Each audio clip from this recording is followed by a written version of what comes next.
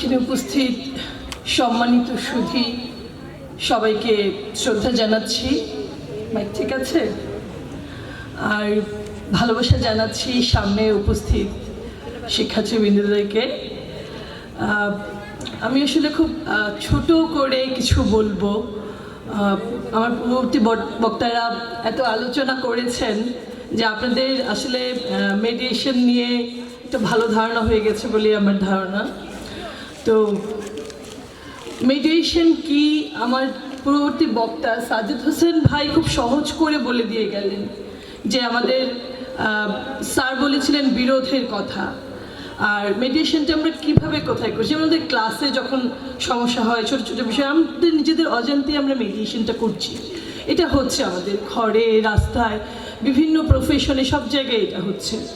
তো এই যে নতুন বিধিটা আসলো লিগ্যাল এইড রুলস, এখানে স্পেশাল মেডিয়েটরদের কথা বলা আছে যে স্পেশাল মেডিয়েটর নিয়োগ করা হবে কাদের মধ্য থেকে। হ্যাঁ, অবসরপ্রাপ্ত জেলা জজের কথা বলা আছে এবং বলা আছে মধ্যস্থতা বিষয়ে অভিজ্ঞ এবং বিশেষ প্রশিক্ষণপ্রাপ্ত আইনজীবীদের মধ্য থেকে তালিকাটা প্রস্তুত করা হবে।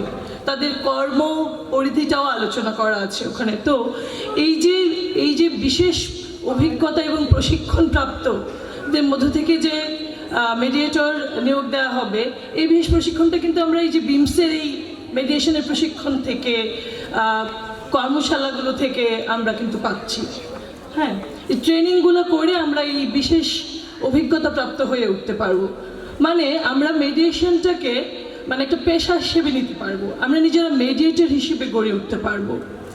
আমাদের পাহাড়পুরে কমিউনিটি সেন্টার হচ্ছে, তো এখন তো শুধু আইনজীবীদের কথা বলা হচ্ছে, এর বাইরেও বিভিন্ন পেশা আছে। যেমন আমরা একদম শ্রমজীবী মানুষ থেকে যদি বলি, শ্রমিক, রিক্সাওয়ালা, প্রত্যেকটা প্রফেশনের কিছু ঝগড়া বিবাদ থাকে।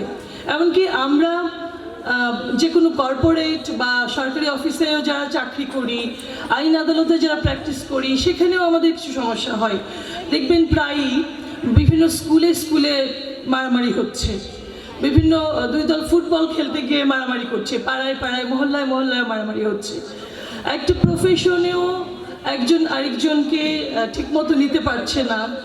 একটা শিক্ষা প্রতিষ্ঠানের সাথে আরেকটা শিক্ষা প্রতিষ্ঠানেরও কোল্ড ওয়ারের মতো হচ্ছে, নীরব যুদ্ধ যেটাকে বলে। তো এই জায়গাগুলো অনেক সময় কলুষিত হয়ে যায় ঝামেলা হতে হতে। আর ছোটো ছোটো ঝামেলাগুলো থেকে বিশাল বড় ঝামেলা হয়, যেগুলোর জন্য আমরা কোর্ট, আইন আদালতে এমনভাবে দৌড়াই, আমাদের টাকা এবং শ্রম দুটোই নষ্ট হয়। আমি খুব ছোট্ট একটা ঘটনা বলি। গত বছর আমার কাছে একটা মামলা আসে, মার্ডার কেস। ওখানে একজনকে মার্ডার করে ফেলে, মানে দুই পক্ষের মারামারির মধ্য দিয়ে। মানে ওরা বুঝতেও পারে না যে আসলে কি নিয়ে মারামারি করছে। ঘটনাটা বলি, ঘটনাটা হচ্ছে দুই পাশেই দুইটা বাড়ি হচ্ছিল নির্মাণাধীন। একজন 2 তলা কমপ্লিট করে ফেলেছে, আরেকজন কমপ্লিট করতে পারছে না, তার সময় লাগছে। একই সাথে শুরু হয়েছিল বাড়ি দুইটা নিজেদের জ্ঞাতিগোষ্ঠীর লোকজনের মধ্যেই। তো যার কমপ্লিট হয়ে যাচ্ছে সে আবার পাশ থেকে আরেকজনকে ফোন কাটতো মাঝে মাঝে, কি রে তোরটা কবে কমপ্লিট করবি? হ্যাঁ, ইট বালু সিমেন্ট কি সব শেষ হয়ে গেল নাকি? তো সেইটা তার ইগোতে খুব লাগতো। সেইটা মেনে নিতে না পেরে একদিন কথায় ঝগড়াঝাটি করে দুই পক্ষের মধ্যে একজনকে মেরেই ফেলে। এই যে সামান্য একটা ছোট বিষয়, এত ছোট একটা বিষয় একজন মানুষকে মেরে ফেলে, মানুষের প্রাণের মূল্য কি এত কম? না, কখনোই না। মানুষ হচ্ছে আশরাফুল মাখলুকাত। তাই যদি হয়, আমরা যদি একজনকে সম্মান দিতে পারি, আরেকজনকে, এই যে সবাই আলোচনা করে গেলেন যে না আমরা সবার পাশে থাকি, নারী হয়ে একজন নারীকেও যেন এগিয়ে দেওয়ার চেষ্টা করি, মানুষ হয়ে একজন মানুষকে যেন সামনে এগিয়ে দেওয়ার চেষ্টা করি, তাদের অ্যাপ্রিসিয়েশন করি, প্রশংসা করি। আমাদের মধ্যে প্রশংসা ভালোবাসাগুলো একদম কমে গেছে। তো এইটা যদি আমরা করতে পারি, আমাদের ঠিক এই পাশেই যদি আমাদের মেডিয়েটর থাকতো, মেডিয়েশনের এই কাজগুলো যদি আমরা পাড়ায় মহল্লায় গ্রামে গিয়ে করতে পারতাম, হ্যাঁ, জেলা শহরে বসে থেকে না, ঢাকা শহরে বসে থেকে না, এর বাইরে গিয়ে যদি আমরা এলাকায় গিয়ে করতে পারতাম, তাহলে তো এই ঝামেলা, এই মার্ডারটা হতো না। হয়তো বা পাশে একজন মেডিয়েটর থাকলে এই ঝামেলাটায় আমরা একটু যেতে পারতাম, গিয়ে হয়তো সমাধানটা নিতে পারতাম। এরকম ছোট ছোট ফ্যামিলি থেকে শুরু করে প্রফেশনাল সব ছোট ছোট ম্যাটারে আমাদের প্রফেশনাল জায়গায় যদি একটা মেডিটেশন সেন্টার থাকে, আবার এই পাড়ায় পাড়ায় মহল্লায় মহল্লায় যদি আমাদের মেডিটেশন সেন্টার থাকে, হ্যাঁ এখন নেই কিন্তু আমাদের তো স্বপ্ন দেখতে বাধা নেই। এই যে আজকে আমরা একটা মেডিটেশন কনফারেন্স করছি, সেই শুধু ঢাকা থেকে এসে আমরা তো কখনো ভাবি নাই যে বাংলাদেশে এটা কখনো সম্ভব হবে। সো আমরা যদি এই মেডিটেশনের কাজগুলোকে এগিয়ে নিই, অদূর ভবিষ্যতে আমাদের যে পাড়ায় পাড়ায় মহল্লায় মহল্লায় মেডিটেশন সেন্টার থাকবে না, মেডিটেটর থাকবে না, তা আমরা আসলে মানে ভেবেই নিতে পারি যে থাকবে।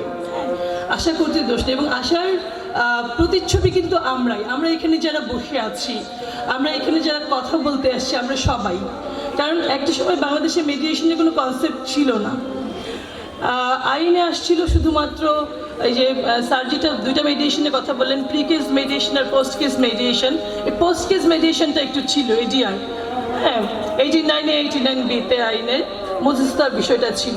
বাট এখন আমাদের আইন কিন্তু কম্পালসারি করেছে যে এই কিছু কিছু ম্যাটার, যেমন ধরেন যৌতুক, বাড়ি ভাড়া, জমি জমা নিয়ে যে মামলা মোকদ্দমা, পারিবারিক বিষয়, মাতা পিতার ভরণ পোষণ, এই আইনগুলোতে কিন্তু আমরা চাইলে আগে মেডিটেশন আমাদের করতেই হবে, এখন বাধ্যতামূলক আগে যেতে হবে আমাদের মধ্যস্থতা করতে।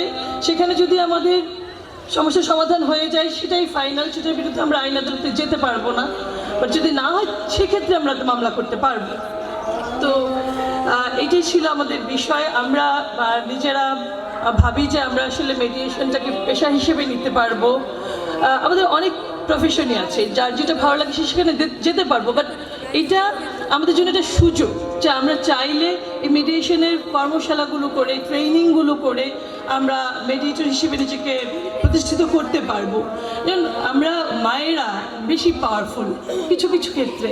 যেমন ধরেন একটা নবজাতক বাচ্চা বা ছোট ছোট বাচ্চার মা মারা গেলে খুব সমস্যা হয় কিন্তু বাবার ওই বাচ্চাটাকে বড় করতে, দাদিকে লাগে, নানিকে লাগে, অনেককেই লাগে।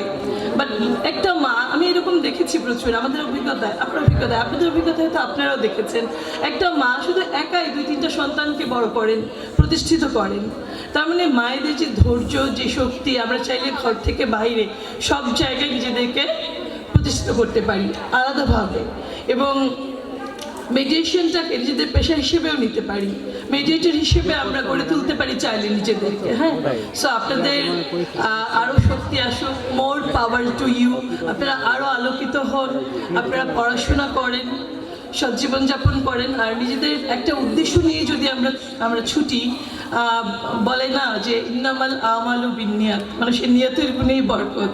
তো আপনারা যদি একটা লক্ষ্য নির্ধারণ করে, একটা নিয়ত করে যদি সামনে এগিয়ে নিয়ে যান নিজেদেরকে, আমি আশা করি আপনারা অনেক ভালো করবেন। তো ভালো থাকবেন সবাই, সবাইকে ধন্যবাদ জানিয়ে শেষ করি।